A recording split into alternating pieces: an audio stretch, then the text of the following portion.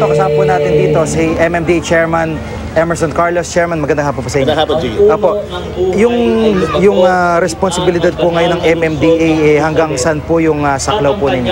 Well, saklaw po natin yung tawag namin Code Charlie. Kami po yung augmentation forces at ang cover natin buong Metro Manila, hindi lang po dito sa may Quirino Grandstand but also yung Quiapo Church as well as yung dadaanan ng andas ng traslasyon. Pero at the same time, binabantayan natin yung outer perimeter so that maayos din natin yung traffic sa mga hindi kasama dito. Apo.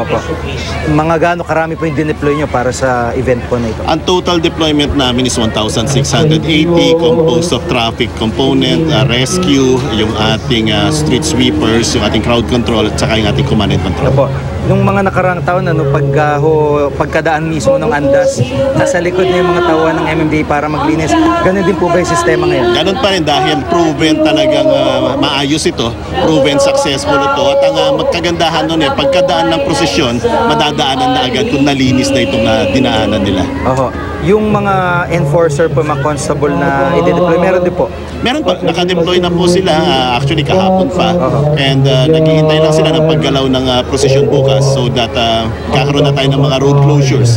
Pero sa ngayon nga, masikip ng daloy ng trapiko dito sa kahabaan ng Quezon sa may Quiapo Church dahil kino-cover na ng mga tao dito. At saka dito sa may harapan ng Rizal Monument dahil marami tao na dito, maabot na dito yung pila ng pallet.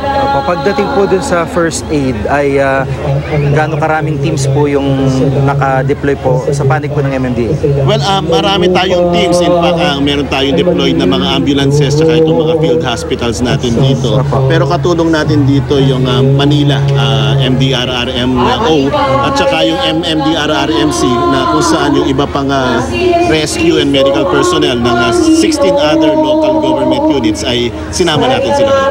Bilang panghuli po, ano ho ang nais na ipaalala sa atin, yung mga sasali bukas sa traslasyon, yung mga magtutungo dito mamayang gabi para sa misa? Mag-ingat po tayo, wag po tayong magkalat, yung ating mga nakakasugat na mga bagay katulad po ng mga barbecue sticks, wag po natin itapon sa daan. And lagi po nating bantayan yung ating mga kabataan at marami na rin po kasi ka-experience tayo na marami na rin mga nawalang bata at buti na lang nare-recover na. Maraming salamat po sa pagkakataon. Thank you, Chairman Emerson Carlos po ng MMDA. Samantala,